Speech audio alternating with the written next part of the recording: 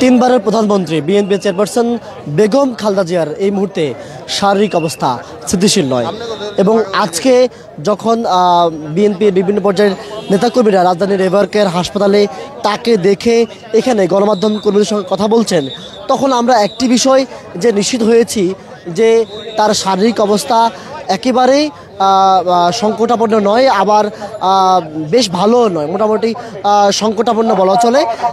যেমনটি আসলে জানানো হয়েছে যে তিনি যে অসুস্থতা ভুগছেন, তার শারীরিক অবস্থা এতটাই খারাপ যে তাকে বিদেশে নেওয়ার যে অবস্থা সেটি নেই। আপনারা জানেন যে বিভিন্নভাবে কিন্তু বিভিন্ন গণমাধ্যমে খবর এসেছে বেগম জিয়াকে বিদেশের মাটিতে বিশেষ করে সিঙ্গাপুর, ইউরোপ বা লন্ডন বিভিন্ন জায়গায় কিন্তু নেওয়ার বিষয় নিয়ে কথা হচ্ছিল। ঠিক তখন আমরা যেমনটি জানতে পেরেছি তার শারীরিক অবস্থা আগের চেয়ে তেমনটা উন্নত হয়নি এবং বেশি একটা ভালোও নয়। তবে আমরা কিছুক্ষণ আগে রুহুল কবির রিজভী আহমেদ, বিএনপি সিনিয়র যুগ্ম মহাসচিব, তিনি আমাদেরকে যেমনটি জানিয়েছেন যে কাছ থেকে তাকে যখন দেখা হচ্ছিল, তার কাছে যখন যাওয়া হচ্ছিল, দূর থেকে তাকে ইশারায় তার সঙ্গে কথা হয়েছে, তবে কাছাকাছি এসে তার সঙ্গে কথা বলা সম্ভব হয়নি। কারণ তিনি আসলে এতটাই অসুস্থ যে কাছ থেকে তার সঙ্গে কথা বলা মোটেও সহজ নয়। তবে আমরা এই মুহূর্তে দেখছি এভারকেয়ার হাসপাতালের সামনে ঢাকা মহানগর উত্তরের যারা বিএনপি নেতারা রয়েছেন, বিশেষ করে সাবেক ফুটবলার আমিনুল হক এবং এসএম জাহাঙ্গীর সহ অনেকেই রয়েছেন নেতা কর্মী, তারা বলছেন যে যাতে এই হাসপাতালের সামনে কোনো প্রকার অপ্রীতিকর ঘটনা না ঘটে, বিশৃঙ্খলা সৃষ্টি না হয়, যাতে অন্য যারা রোগী আছেন তাদের যাতে কোনো প্রকার সমস্যা না হয়, সেজন্য কিন্তু এখানে বিশেষ করে ঢাকা উত্তর মহানগরের যারা নেতাকর্মী রয়েছেন তারা কিন্তু কাজ করছেন। এবং আমাদেরকে রুহুল কবির রিজভী আহমেদ যেমনটি জানিয়েছেন যে বেগম জিয়ার যে শারীরিক অবস্থা সেটি কেবলমাত্র তার মেডিকেল বোর্ড গণমাধ্যম কর্মীদের জানাবেন। নানানভাবে যেসব তথ্য আসছে সেসব তথ্যের বাইরে তবে ডাক্তারিভাবে যে বিষয় সেটি কিন্তু যে মেডিকেল বোর্ড আছে সেই মেডিকেল বোর্ডের মাধ্যমে কিন্তু আমরা জানতে পারবো। এবং কিছুক্ষণ আগে আমরা দেখেছি যে রুহুল কবির রিজভী আহমেদ তিনি সাংবাদিকদের সঙ্গে কথা বলেছেন। এর আগে আমরা দেখেছি বিএনপি নেতা ব্যারিস্টার নাসিরউদ্দিন অসীম, তিনিও কিন্তু এখানে এসেছেন এবং কথা বলেছেন। সবশেষ এখন পরিস্থিতি এমন যে বিষয়টি আসলে বলা হচ্ছে যে বেগম জিয়াকে বিদেশে নেওয়া হবে উন্নত চিকিৎসার বিষয়, সে আসলে এই বিষয়টি এখনও নিশ্চিত করা হয়নি দলের পক্ষ থেকে। তবে একটি বিষয় নিশ্চিত করা হয়েছে, তার শারীরিক অবস্থা যদি আগের চেয়ে ভালো হয় বা বিদেশের মাটিতে নেওয়ার মতো হয় তখন কিন্তু তাকে বিদেশের মাটিতে নেওয়া হবে। আমরা কিছুক্ষণ আগে দেখছি বিএনপির মহাসচিব মির্জা ফখরুল ইসলাম আলমগীর, তিনিও কিন্তু আজকে ব্রিফিং করেছেন। পাশাপাশি বিএনপির যারা শীর্ষস্থানীয় নেতৃবৃন্দ আমরা দেখেছি নীলবত চৌধুরী মনি, পাশাপাশি এসএম জাহাঙ্গীর, পাশাপাশি আরও যারা রয়েছেন প্রত্যেকের মুখে আমরা একই কণ্ঠ দেখেছি। আমরা দেখেছি আজকে কিছুক্ষণ আগে কথা বলেছেন এখানে 12 দলের মুখপাত্র সাদাত হোসেন সেলিম, তিনিও কিন্তু একই কথা বলেছেন যে তার শারীরিক অবস্থা যদি ভালো হয়, আগের চেয়ে উন্নত হয়, তখন কিন্তু তাকে বিদেশে মাটিতে নেওয়া হবে। আমরা এখন পর্যন্ত যে তথ্যগুলো পেয়েছি তার মধ্যে দেখেছি সারাদিন ব্যাপী বিশেষ করে আজকে তারেক রহমান তার দেশে ফেরা নিয়ে বেশ কিছু মন্তব্য করেছেন এবং বলেছেন যে তিনি যে দেশে ফিরবেন এবং তার এই যে মায়ের এমন একটা সংকটাপন্ন সময়, সেই সংকটাপন্ন সময়ে তার মায়ের কাছে আসা তার সবার মতোই তার যে আবেগ উৎকণ্ঠা কাজ করে, ঠিক তার মতোই নেতাকর্মীদের মধ্যে কিন্তু এমন একটা উৎকণ্ঠা কাজ করে। তবে তিনি বলেছেন যে যারা এভারকেয়ার হাসপাতালের সামনে রয়েছেন তার নেতাকর্মীদের মাধ্যমে তিনি বলেছেন, যেমনটি আমাদেরকে বলেছিলেন যে ঢাকা মহানগর উত্তরের যুগ্ম আহ্বায়ক বিএনপির এসএম জাহাঙ্গীর, তিনি কিন্তু আমাদেরকে বলেছেন যে আসলে এইখানে যারা ভিড় করছে তাদেরকে বিএনপি তারেক রহমান কিন্তু বলেছেন যে বাইচান তারেক রহমান বলেছেন তারেক রহমান বলেছেন যে এইখান থেকে যাতে নেতাকর্মীরা সরে যায় এবং এখানে যারা অবস্থান করছেন তারা যাতে কোনো প্রকার বিশৃঙ্খলা পরিস্থিতি সৃষ্টি না হয় এবং তাদেরকে বাসায় গিয়ে বেগম জিয়ার জন্য দোয়া করতে বলা হয়েছে।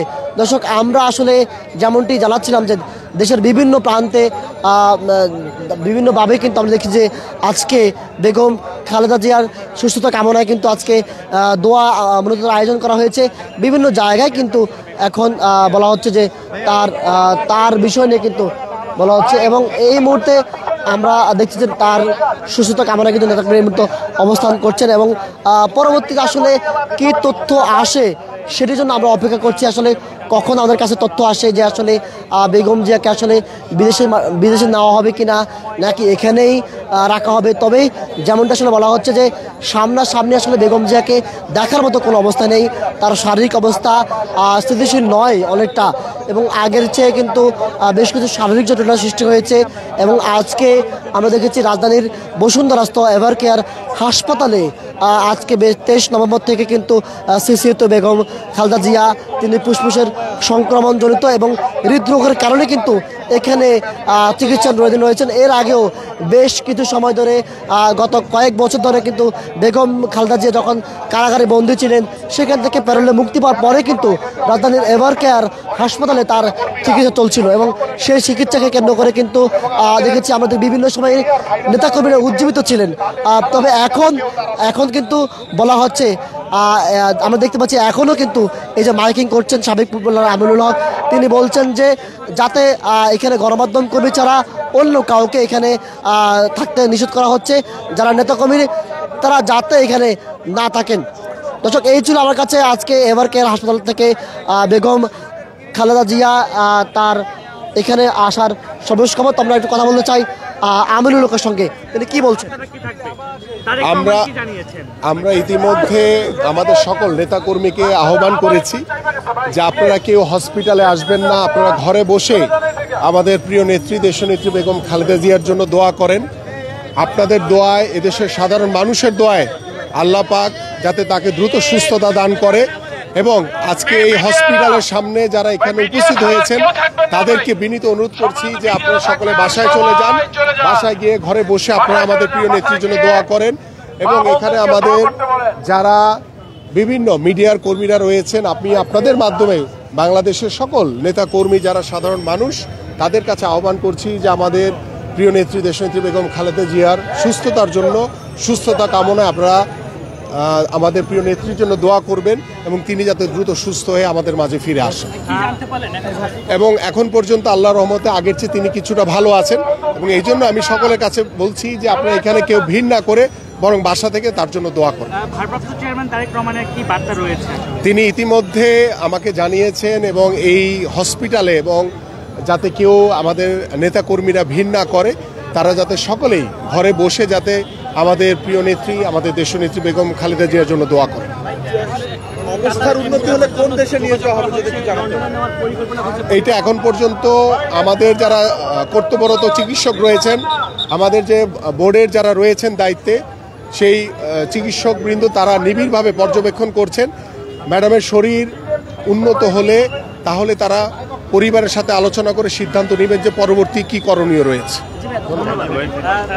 দর্শক, যেমনটা আসলে বলছিলাম যে এই মুহূর্তে যেমনটা আসলে বলেছিলেন যে সাবেক ফুটবলার এবং বিএনপির নেতা আমিনুল হক, তিনি আমাদেরকে যেমনটি বলেছেন যে বেগম জিয়ার শারীরিক অবস্থা আগের চেয়ে ভালো, তবে এখন পর্যন্ত ওই অবস্থায় আসেনি যে অবস্থা আসলে বেগম জিয়াকে দেশের বাইরে নেওয়া হবে এবং দেশের বাইরে নিয়ে তার চিকিৎসার বিষয়ে যে উন্নত চিকিৎসা সেটি নিশ্চিত করা হবে, সে বিষয়টি তিনি বলছিলেন। এবং বলছেন যে তারেক রহমান নির্দেশনা দিয়েছেন যাতে এভার কেয়ারের সামনে অতিরিক্ত নেতাকর্মী ভিড় না জমান, এবং তিনি বলছেন যে গণমাধ্যম কর্মীদের মাধ্যমে কিন্তু এটি যাতে বলা হয় বা যাতে অনুরোধ করেছেন যে যাতে নেতাকর্মীরা যাতে এখানে না আসে এবং এখানে এসে বাড়তি ভিড় না করে, এবং এই বিষয়টি কিন্তু তিনি কিন্তু বলেছেন। তো দর্শক, এই ছিল আমার কাছে রাজধানীর এভার কেয়ার হাসপাতাল থেকে বেগম খালেদা জিয়ার চিকিৎসার সর্বশেষ খবর।